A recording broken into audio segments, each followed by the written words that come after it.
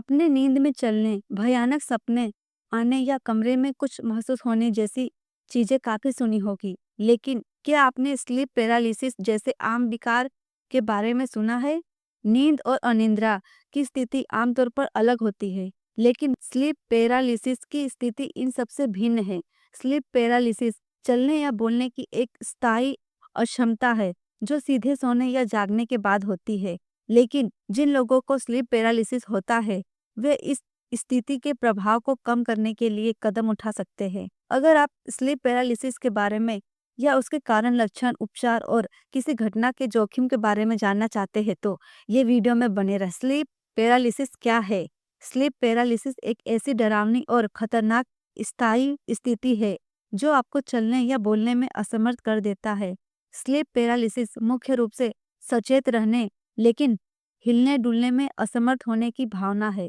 यह एक प्रकार का पैरासोमिनिया या स्लीप डिसऑर्डर है, जो आमतौर पर तब होता है जब आप या तो सो रहे हो या जब आप जाग रहे होते हैं। इन दोनों अवधियों के दौरान आपकी आंखें रैपिड आई मूवमेंट नींद के हिस्से के रूप में तेजी से चलती है और सपने आते हैं, लेकिन आपकी मांसपेशियां वास्तव में रिलैक्स रहती है। स्लीप पैरालिसिस एक ऐसा डिसऑर्डर है जिसमें मस्तिष्क और शरीर के बीच कोई संतुलन नहीं होता है।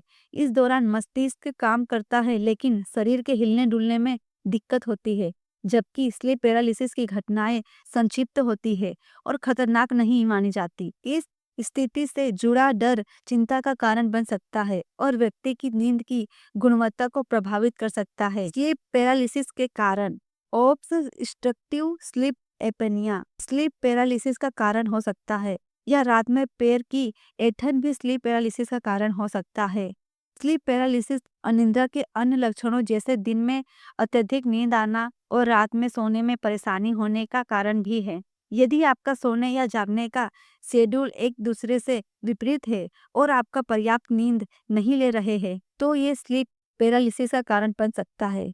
यदि आपको चिंता की शिकायत है या स्लीप पैरालिसिस का पारिवारिक इतिहास है, तो आपको जोखिम का सामना करना पड़ सकता है। स्लीप पैरालिसिस के लक्षण।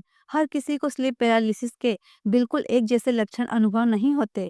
आपकी घटनाएं निम्नलिखित सभी या कुछ लक्षणों के साथ आ सकती है।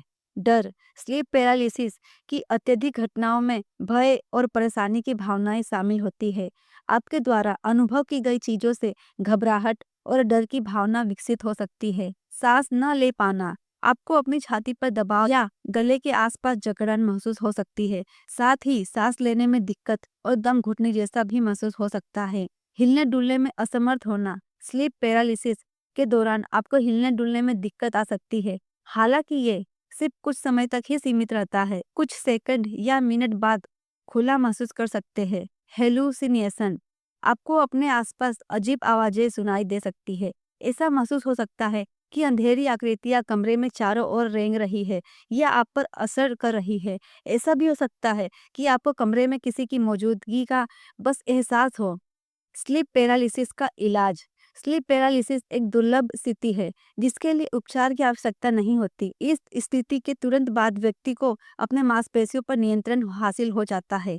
यह स्थिति केवल कुछ सेकंड या मिनट तक ही रहती है। हालांकि स्लीप पैरालिसिस की स्थिति डरने वाली या चिंतादायक हो सकती है, लेकिन ये स्थितियां स्वाभाविक रूप से खतरनाक नहीं होती है। जिन लोगों में स्लीप पैरालिसिस की नियमित परेशानियां देखी जाती है, उन लोगों में एपिसोड का कारण पता कर उपचार विकल्प की तलाश की जाती है। इसके उपचार आमतौर पर अंतर्निहित ट्रिगर को खोजने और इसका इलाज करने पर ध्यान केंद्रित करते हैं, जैसे नींद की कमी, मानसिक स्वास्थ्य की स्थिति या कोई मेडिकल कंडीशन।